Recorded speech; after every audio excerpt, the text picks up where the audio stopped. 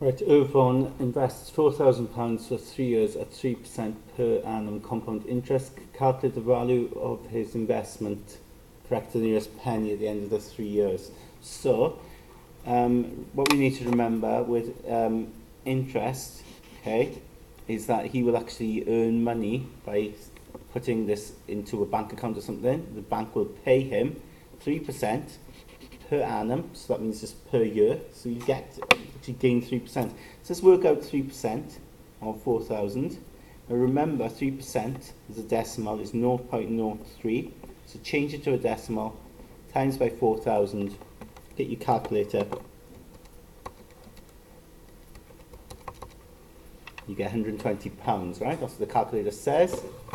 Okay, so that's how much interest he earns. Okay, and that's in the first year. So the total at end of first year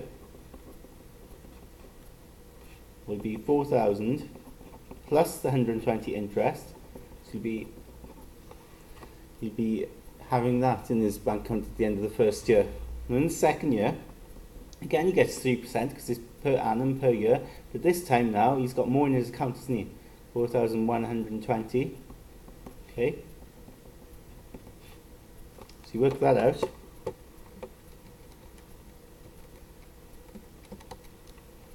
And that comes to 123.6. Okay, so £123.60. Right? You'll notice he actually earns more interest in the second year, doesn't he, than he did in the first?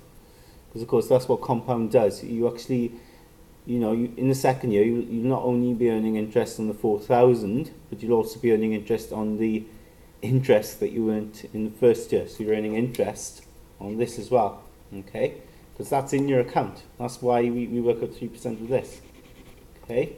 Because that's what's in your account in the second year. So at the end of the second year, this new amount of interest he earns gets added on. So you started with 4,120, you now add on the £123.60, okay? You get 4,243.6, so obviously put a zero there because it's money. So that's the end of the second year. Now the third year you do the same thing again. Okay, but this time of course an even higher amount now, what he had at the end of the second year. So you could use this here, it's already in there, isn't it? So I could just times the answer by 0.03 and you get out £127. Now be careful here, you need to round this, right? Because we only want 2 decimal places with money. That's why it says up here, if you notice, correct to the nearest penny. Okay, so we don't want to have 3 decimal places. Nearest penny would be rounding that then, because there's an 8-day, round that to a 1. Alright, so that's his interest. Now in the third year, notice again he actually earns even more interest in the third year compared to the second. So at the end of the third year, he's got 4,243.60 plus then 127.31. Okay.